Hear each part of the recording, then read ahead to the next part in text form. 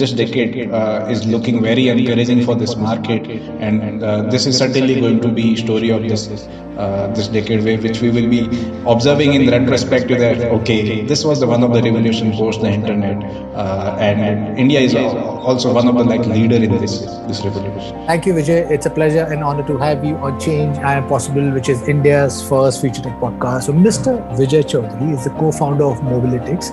He's an engineer and transport planner who has worked in sustainable mobility projects for the Indian government, consumer brands, and electric mobility. He was earlier part of Daffodil Software. Mobilytics builds software for a sustainable transportation future by making electric vehicles reliable and trustworthy. They are an operating system for electric vehicle charging.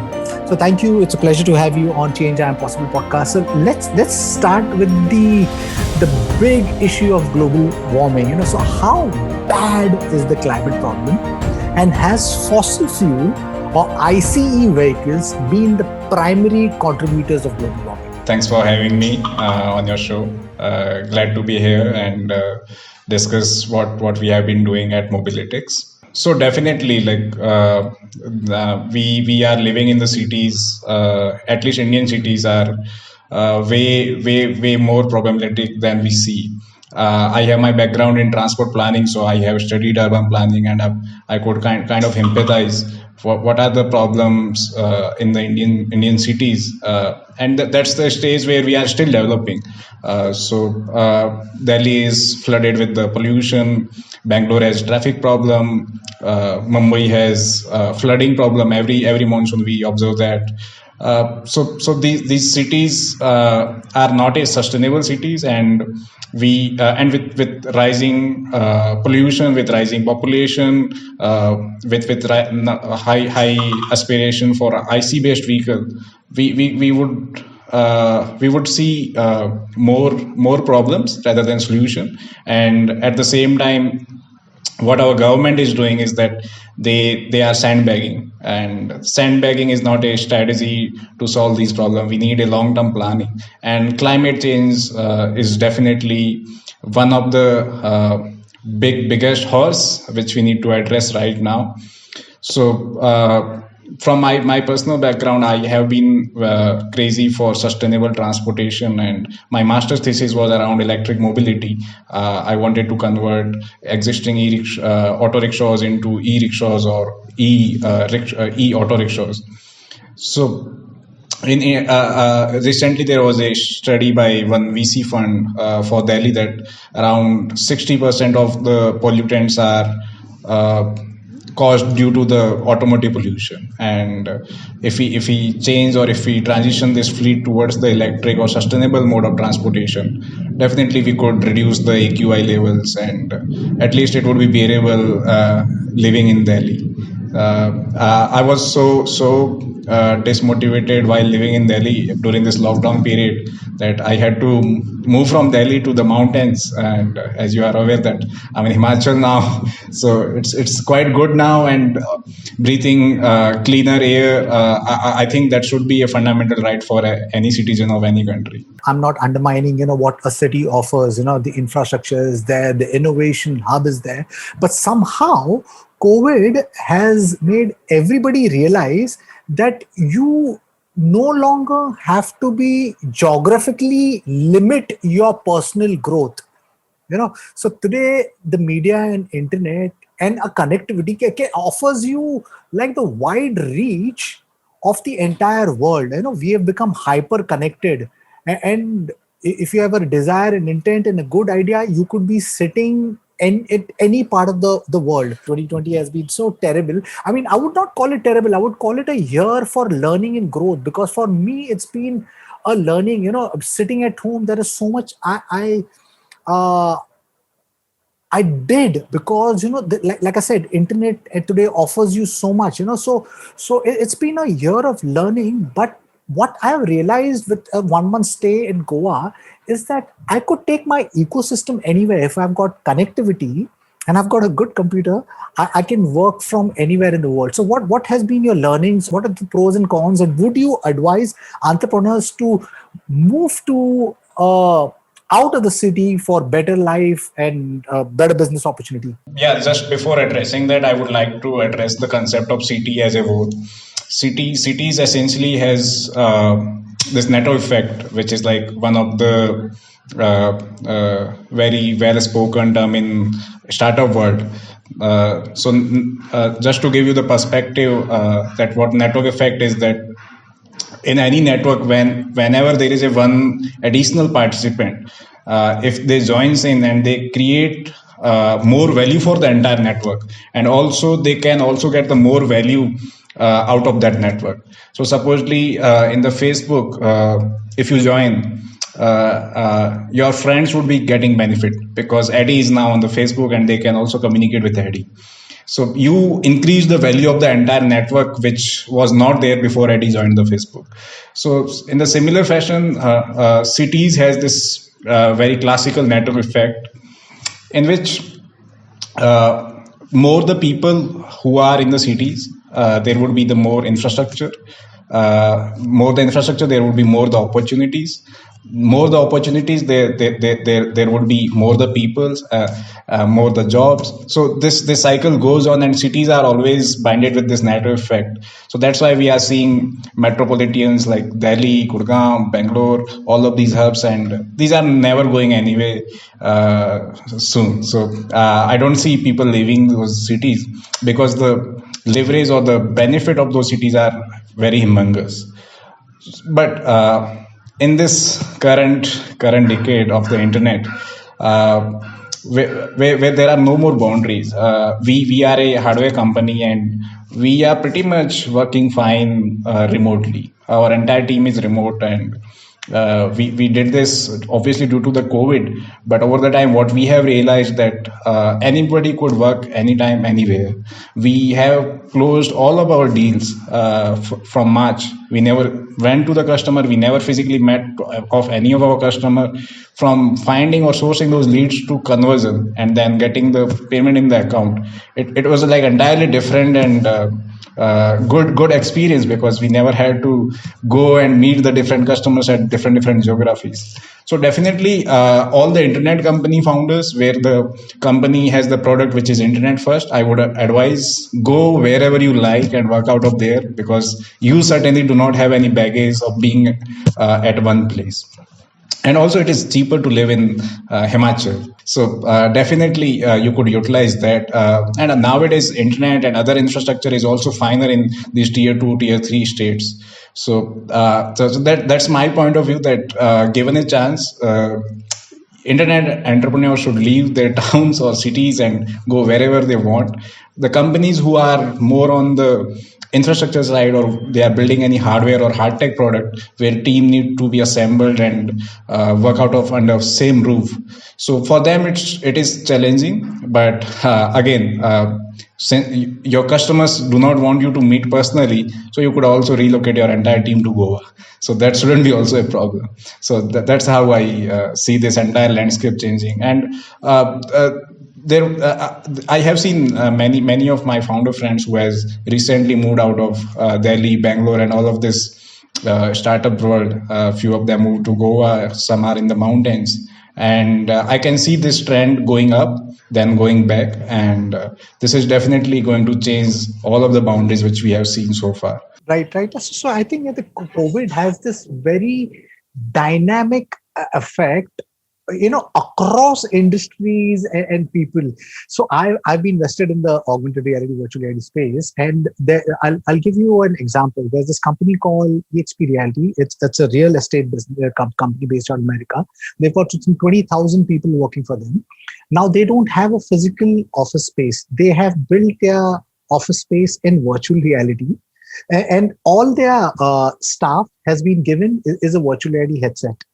They connect with their customers on virtual reality or on PC or mobile, and there's no physical meetups, but they, so you save on offices, there's no logistics, there's no meetings cost, because you spend so much money, and most of the meetings, 80% I think of the meetings do not convert into business. So yes, there is a huge opportunity, and there is always that, the environment. We are stuck in a city which, like, Delhi is supposed to be the capital of pollution, because, and so is Mumbai, like almost all of the cities, even Bangalore. I mean, it offers so much, but it's sucking the life out of a common man. My kid is 5 years old and he's got breathing issues, because living in Bombay, you were in a month in Goa and he didn't have any problem. He's come back and he's again got his breathing issue. So yes, things are looking.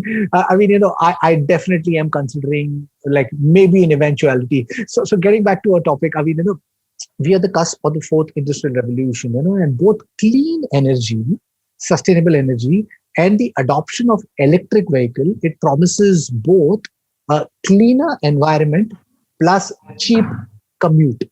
So how important, according to you, is for India is the move to electric vehicles and renewable energy? And when do you see this future being a reality here in India? Yeah, very great question, and very relevant for this ecosystem and for our country as well. So how I see is that India definitely needs this revolution very in urgent manner than any country in the world. The reason behind is that our 70% of the foreign investment or foreign purchases are for the crude oil. The oil or the energy which we consume for our existing automobiles is entirely purchased from different countries. So India has a kind of a dependency on other countries for energy requirement. Apart from that, pollution, the ease or the affordability in the existing vehicle ecosystem, which is not there. So over the time, what I have been observing is that this trend has been there since 2004, 2005. So electric cars are not a new concept. Before even the IC car arrived, it was the electric car which was in the market, and they could not work on the battery. So they thought, okay, we will use the battery to trigger the engine of a diesel-based car. So that's how there was a earlier electric cars, and then again automotive, and now we are going again back to from where we started. In India, government has been very aggressive in this aspect. They kind of empathize how this revolution is important for our country, from GDP perspective and from our local environment challenges also.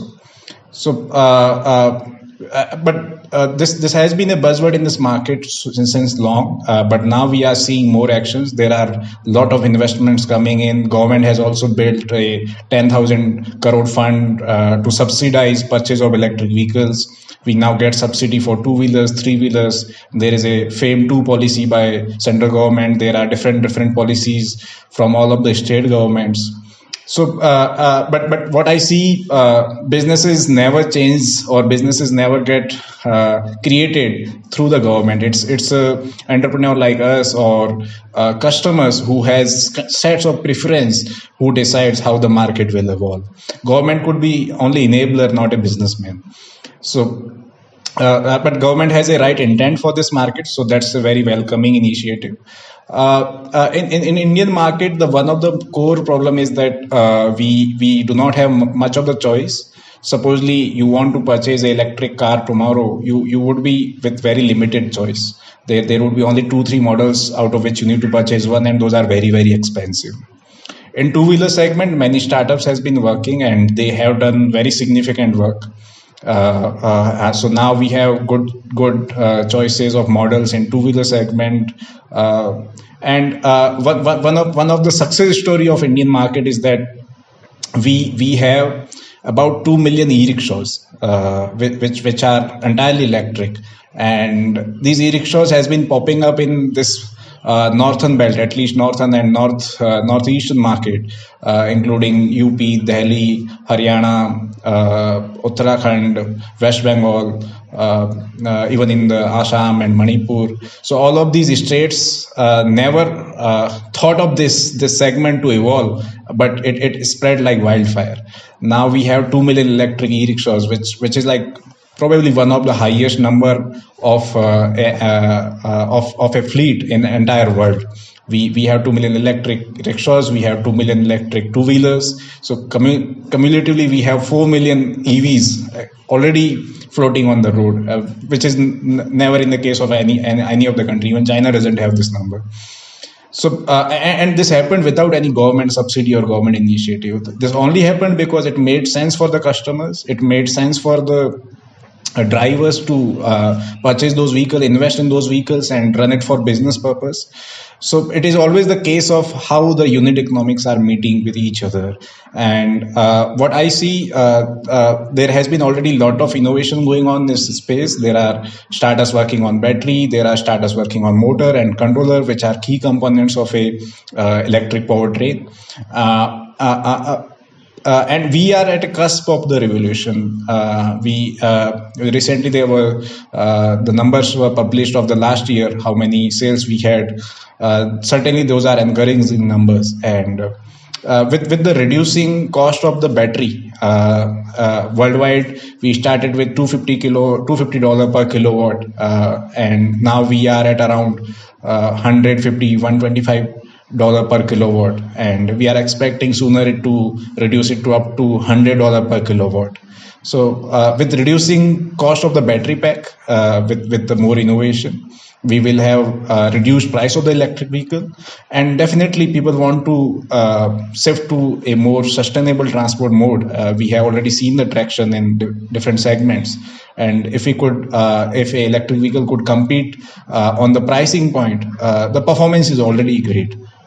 We just need to compete on the pricing point, and infrastructure will evolve over the time. The charging infrastructure, everything will be on the place as soon as we have the numbers. So it's again chicken egg problem, but I see as the battery price falls, the customer adoption will be more, and definitely this decade is looking very encouraging for this market, and this is certainly going to be story of this decade, which we will be observing in retrospect to that, okay, this was the one of the revolution post the internet, and India is also one of the leader in this revolution. I'm super excited for technology. That's the reason I do this podcast, because we are at a the rate of technology is growing at an exponential space, and there are all of these technologies which are together converging, I think which will all come together and play a role for us to get into the future of, right from maybe electric vehicles to clean energy to artificial intelligence, augmented reality, virtual reality, and so on, so forth. So I'm very excited for the future where the adoption of EVs starts making sense for the customer, because you rightfully pointed out, there are so many issues at this point in time, range issues, infrastructure issues, but like you pointed out, these problems are being solved by startups from all over India and around the world, because they understand that fossil fuel has disrupted the world, and this is the opportunity that we have got to kind of reverse the impact or the disruption we have created in the climate due to the IC vehicles and things like that. So would you like to talk about your company's Mobilytics? What is the problem that you're trying to solve? And do share your vision, products and services when it comes to Mobilytics. The adoption of EVs is function of what is the electric vehicle price. And of 100% of the EV price, 50% is reserved by battery alone. So if we see electric vehicle, 50% cost is we are paying for the battery, not the vehicle. So that is also one of the fundamental reason we are expecting to reduce the cost of the battery pack. So at Mobilytics, what we have observed over the time by being in this space for 2.5 years, that this key component, which is very critical for any electric vehicle, is not managed well enough. So what we are building is that there is a operating system for batteries to make sure that batteries are protected for India's diverse and very harsh environment condition, very different mobility application. We have different sets of the drivers. We have very diverse sets of the application in mobility. We have customers in fleet. We have customers in the personal segment. Everyone have a different driving profile.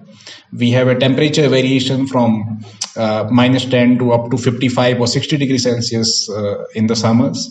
So all of these variations require a electric vehicle battery to be very intact. And since this is a very expensive asset, we need a technology which could manage this asset to be more reliable and also which could ensure the lifespan and the warranty over the time period.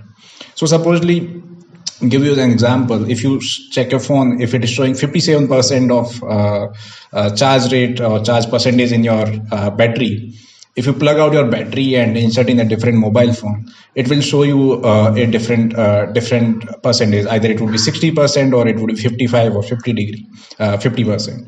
So it is essentially your battery is dumb. It do not know what is its stats, what is the application it is made for, what is the charge rate which it need to be consumed. So your phone is estimating, or the firmware which is installed in your phone, made by the mobile phone's OEM, is estimating what is the accurate state of the battery pack and when should Addy charge this phone and when Addy should not charge the phone. It is automatically building and defining that what is the usage level of Addy and how should I optimize the performance so that the Addy's phone could last her for the whole day.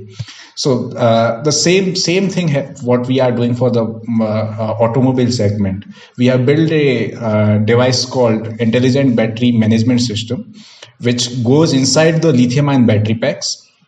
And it collects cell level performance data of lithium ion battery packs, and it protects those cells against various parameters, be it the voltage, current, temperature. And then using artificial intelligence, we optimize the battery's performance and lifespan for the application it is intended for. So this device, we generally work with the battery manufacturers and auto manufacturers. We supply them these devices and they install these devices in their battery pack. And what we have done differently than existing startups or existing market incumbents is that our device is smart enough, so it is learning on the go. We know that we have a limitation of base data on which we can build our model. So what we have enabled is that our device is all the time connected to the cloud. It is learning the driver profile, it is learning the battery utilization pattern and sending us that data on our cloud. And with the time, we are able to communicate back to the battery and make the battery smarter with the updated algorithms. So we could send the over the air updates to change the function of state of the charge. So the time when we deployed the device, if the accuracy was lesser, now we could work on it, and with the more iteration, we would be able to make sure that these batteries which customers are using are more reliable and they are intact during their lifespan. So this problem we have observed while we were in service-based business, that even there are many startups which are like hugely funded by VCs. We have used their vehicle platforms. So this is like very lame problem when we observe that if the battery is showing 100% and if you push the throttle, it will show that 50% battery. So what happened? If you release the throttle back to 0, it will again show the 100%. So like this was the unreliability with the battery packs. If it is showing you that you could go 50 kilometers on this charge level, when you go 20 kilometers and your battery goes off, it goes to completely 0. So this was the level of unreliability in the existing battery market. We as a country, we do not have ownership on the battery cell value, because cells are essentially imported from other countries and we do not have any manufacturing facilities with us. So we have built the tech piece of the cells, which could make sure that those cells which we have acquired from other countries could be managed, protected and optimized for the larger lifespan. This is our product, and we have been supported by IIM Calcutta and IIT Mandi. And so far we have done a lot of pilots and a lot of deployments. Currently we are exclusive partner for one of largest battery supplier for the lithium ion battery segment. Right. So could you talk a little bit about your deployment, your customers, your monetization model? We have this platform as a service application. We have hardware, and then we have a software piece where we gather the data and give the visibility to our customer about their battery packs. And hardware is embedded inside the battery pack during assembling stage. So all of these components are supplied to the customer depending on whatever volume they are looking for. And the typical model on we work is that it is mixed of capex plus opex. So they need to pay upfront for the hardware, and for the software there is a recurring subscription fee where we provide cloud subscription, cloud connectivity to the battery, the repairing and service maintenance, and also the features which we will be releasing going forward. We have done good pilots with the existing customers, and the learning so far has been that we are able to make sure that the battery uptime is always 100%, so that whenever the driver is on the road, there shouldn't be any discharge or any unreliability related issue with the battery pack. So we are able to provide them right charging metrics, right range metrics, right health metrics. Apart from that, we are able to reduce the charge time as well. We have seen 10% decrease in the total charge time of a battery pack. So we have built our proprietary charging and discharging protocols on the hardware. Apart from them, we are if we project this entire performance for 3 years or 5 years, we are projecting that our device will be able to save at least 30% of the operational cost for the OEMs or for the service providers.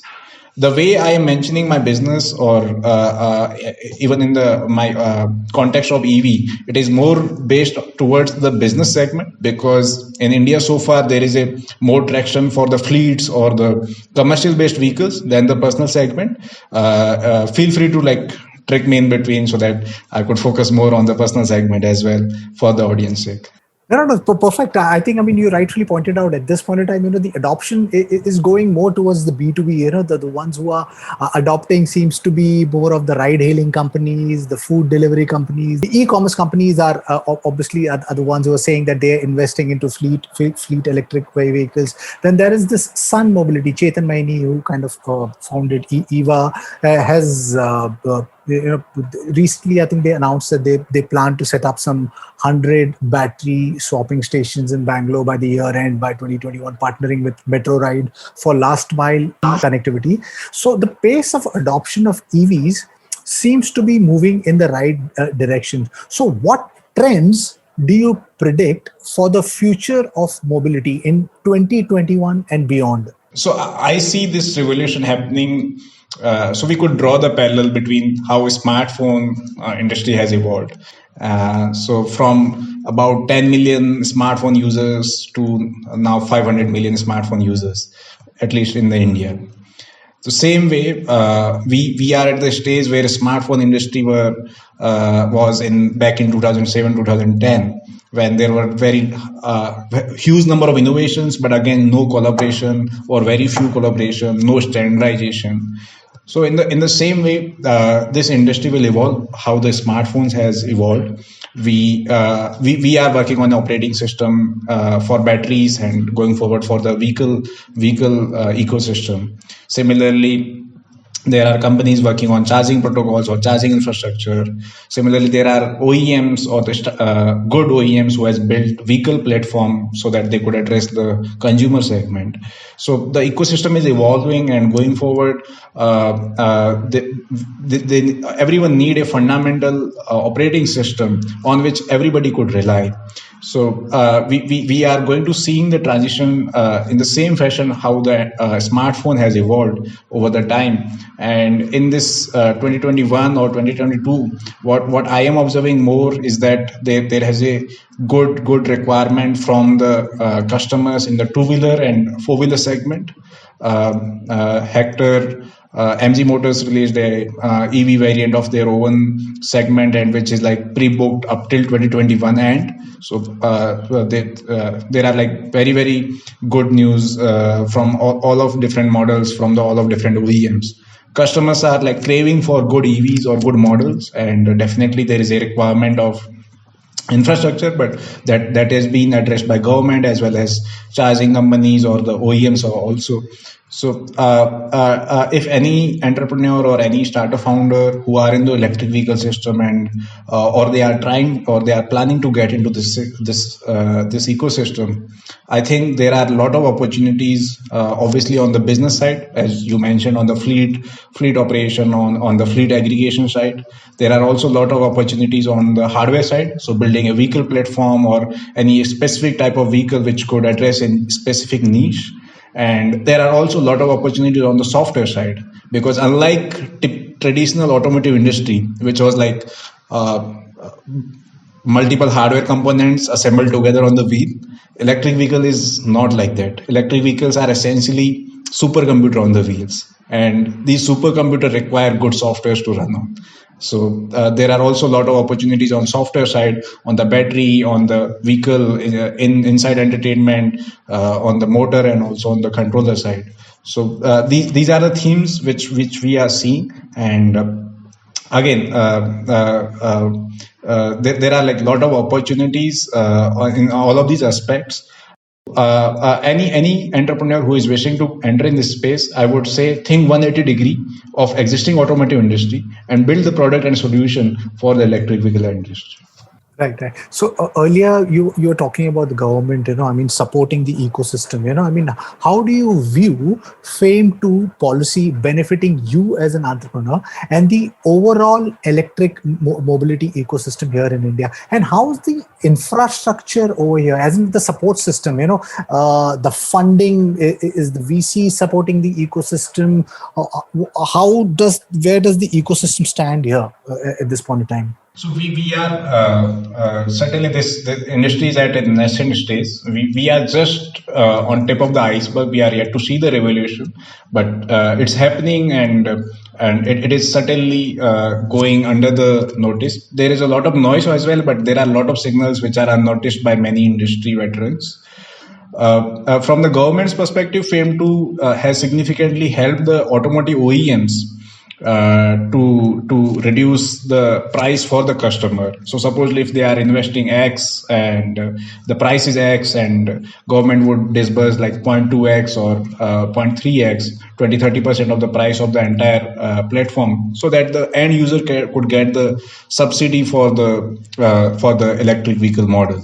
Essentially, it is done to make sure that there is a price parity between the traditional petrol or diesel-based vehicle and with the EV segment. Then again, every state has a subsidy policy or the EV policy to subsidize customers benefit.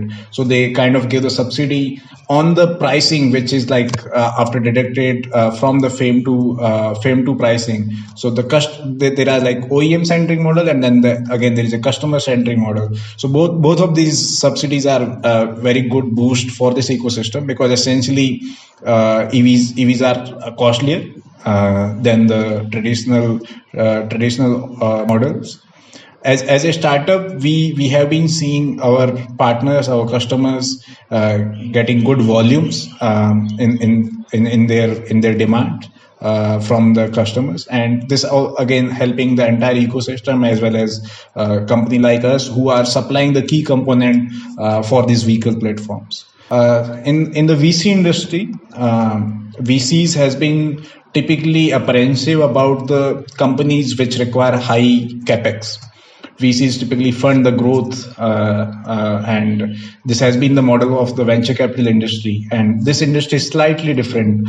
Even if you want to build a company to make the Tesla or a vehicle platform like Tesla, you need a lot of capex to put and do a 3-4 year research and make sure that vehicle is absolute safe to use, absolute safe from all the industry and safety standards. So this require a lot of capital and time, which generally VCs do not have. They want to see the growth from the first day onwards, and we founders sometimes discuss that VCs love to see the J curve, and in electric vehicle segment, the J curve is displaced like for the 3 to 4 times than the typical startup, because the time horizon for a hardware based product is quite high. I hope that the VCs start funding the future of mobility here in India, because it's an exciting space. I think the government is giving the right push. In another couple of decades, the entire IC vehicles could move to EVs, which will not just help the environment but also get us cheaper commute. So we are getting into the fantastic future, but the risk averse nature of VCs who needs to change if we need to see innovative or these global companies coming out of India. And I hope the VCs listening, invest in the startups who are moving at the right direction. I was watching recently Praveg electric vehicle. It's being touted as India's answer to Tesla, and they've decently funded. So from your vantage point, who amongst your peers are going to lead in building the future of mobility here in India? And what are your views on Praveg electric luxury vehicle also? So obviously mobilitics is going to be very big. First, I need to address that. But I'm not aware about the specific company you have been mentioning. I have heard about one. Yeah, I have read about them either once or twice, but I'm not very sure if that is the company. But I'm very excited for many teams. Ether Energy is one of my favorite. They are Bangalore-based startup and incubated out of IIT Madras. And the team or the product which they has built is really inspirational. And they are now expanding to like 7 or 9 cities. They recently started in Ahmedabad, in Bangalore, in Chennai. So I really like the way that team is executing, and I have big hope from that one specific company. Apart from that, I have many friends who are the founders of electric vehicles startups. So I am also a big believer in many of their startups, which includes Eiler Energy. So Eiler is providing fleet as a service to the companies like Big Basket and Flipkart and Amazon. So I am a big believer of this ecosystem. Apart from that, Ampere Electric, which is in the two-wheeler segment. So it's a not a typical startup, but it's a fundamental like company backed by a listed company. But the product or the traction they have built is very impressive. Apart from that, there is another two-wheeler company called Ultramotive Motors, which is again in the two-wheeler segment, and the company is backed by TVS or probably Bajaj, and they are doing very great work. So these are the companies which are top of my mind. Apart from that, Sun Mobility and many infrastructure company, those are doing really great work, but I'm yet to see the scale and also the unit economics on which they could operate sustainably for the longer time. But I'm very excited for companies who are building ground up vehicle platform, or they are using vehicle as a service for different application. I have seen their growth. I am closely watching how they are building and how they are executing.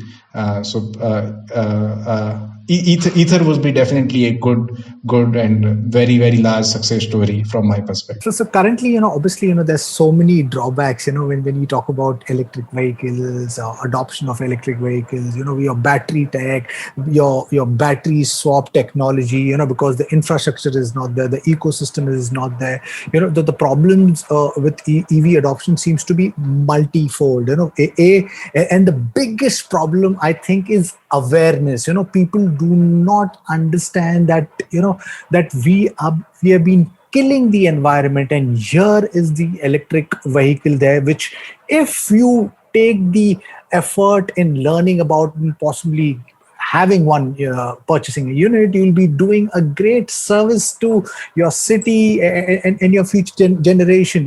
So besides the awareness, then there is this high upfront cost. The range anxiety is a problem. The long charging time, recharging is the biggest barrier of mass adoption of electric vehicle. So what, according to you, will it take for electric mobility to get affordable and accessible to the masses? So definitely there is a lot of gap between awareness and again that is also opportunity for startups to get in and bridge this gap.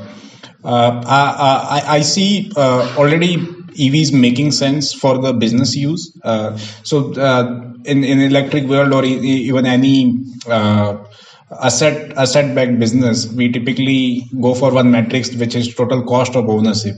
So over the time, be it the 3 year or 5 year, whatever is the lifespan of a particular asset, what is the total cost of ownership for the owner?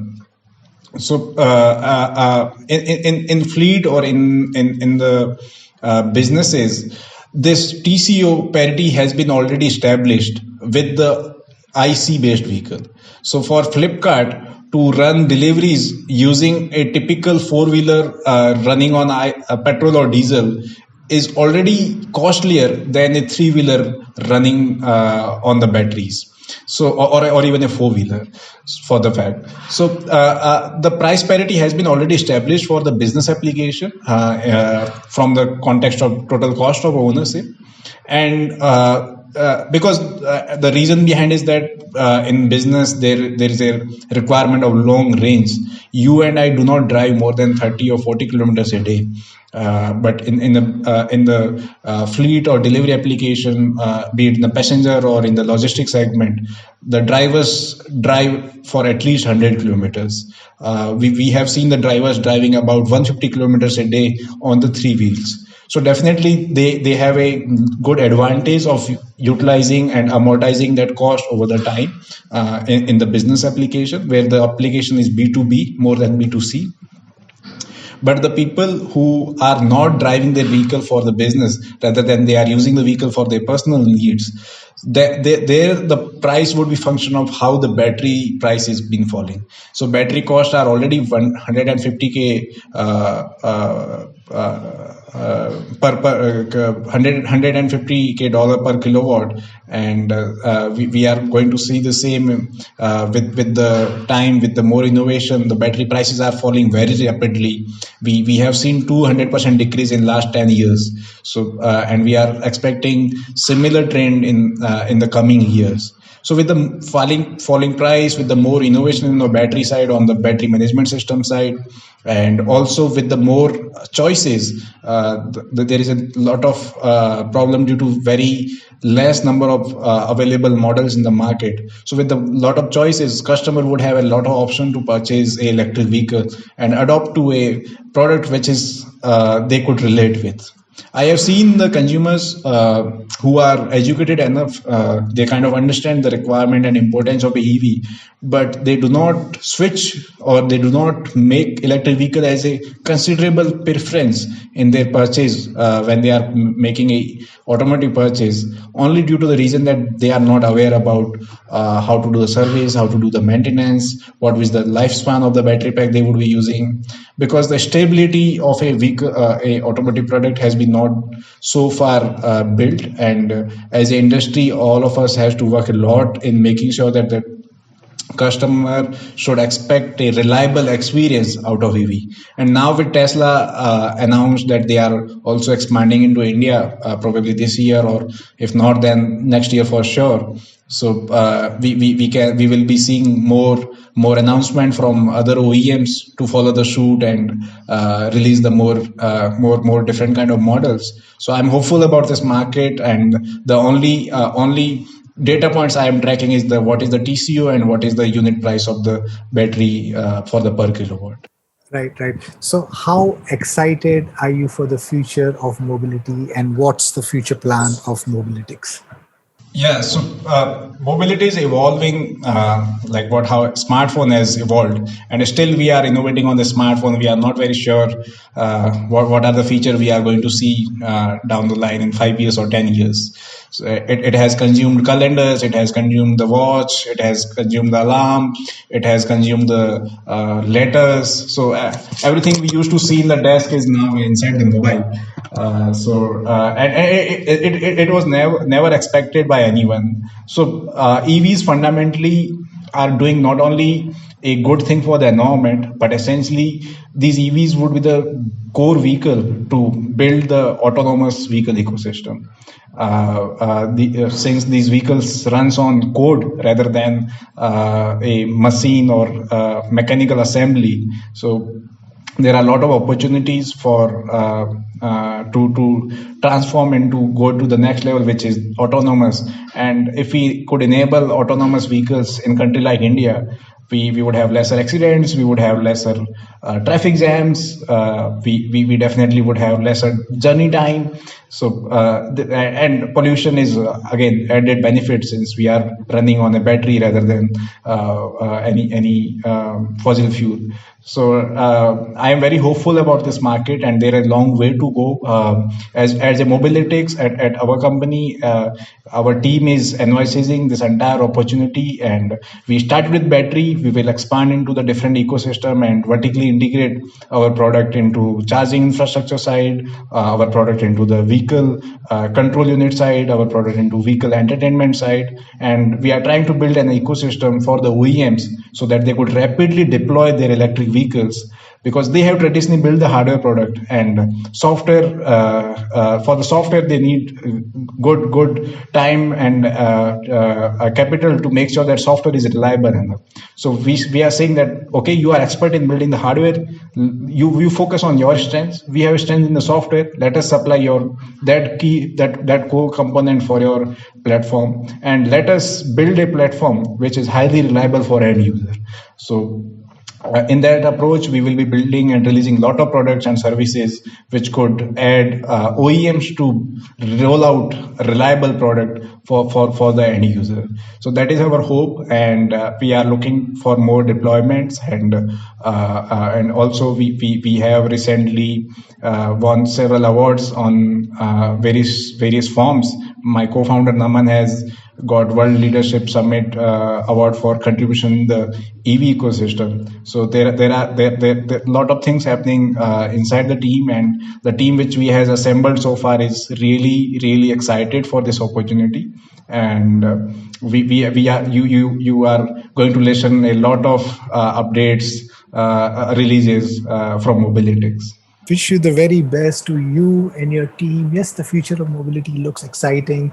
It's you guys and so many others who are working on creating the future of mobility. You also pointed out that, you are laying the infrastructure, the framework for the next step, what comes next after EVs, autonomous vehicles, there is obviously the solar vehicles. There's already this company called Aptera.